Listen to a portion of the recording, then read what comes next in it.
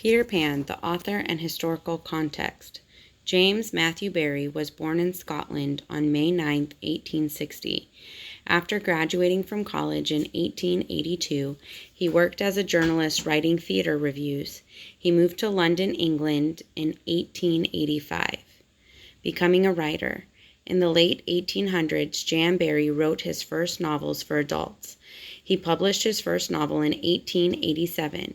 He began writing plays in the 1890s. In 1894, he married Mary Answell, an actress, but the marriage was not a happy one. To get out of the house, Barrie started taking long walks in Kensington Gardens in London. Here he met a family of 5 boys, George, John, Peter, Michael, and Nicholas, and their mother, Sylvia Llewellyn Davis. The children inspired him to invent fantasy stories about a boy called Peter Pan, who had adventures which Barrie would tell the boys to entertain them. Peter Pan and Beyond. The character of Peter Pan first appeared in a book for adults by Barrie called The Little White Bird, published in 1902. 2 years later, in 1904, Barrie played Peter Pan, was a great success in London. The play was about the same main character, but was quite different from the original story. It was written for children as well as adults. Peter Pan and Wendy, a book based on the play, was published in 1911. This is the classic story we know as Peter Pan. In the early 1900s, Jan Barrie was very successful. He continued to write successful plays and novels for adults.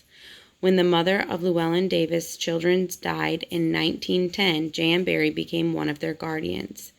Jan Barrie died in London in 1937 at age 77. Historical context.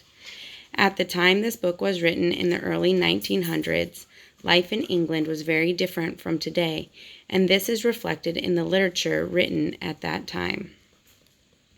Stereotypes. England is one of the islands of Great Britain, and in the early 1900s, when Barrie wrote Peter Pan, traveling to other countries was very expensive and often dangerous. There were no planes, so to leave the island, people had to travel by boat. As a result, only a few people were able to travel outside of England. Most people in Great Britain at that time did not understand other places, cultures, or ways of life. Their only understanding came from the stories of explorers and travelers who often did not understand the people or places they encountered. Some explorers and travelers believed that the way they lived in England was the best way to live. They often treated people in other places very badly because they lived differently, and sometimes they wanted to take advantage of them. When they returned, the stories they told of their travels were often inaccurate and unfairly portrayed people who lived in other places and their customs and cultures. As a result, the literature from this time may inaccurately portray people from the other places of the world. At this time, society considered women to be physically and intellectually weaker than men. Many thought that women should not work outside of the home and that only men were responsible for earning money to support their families.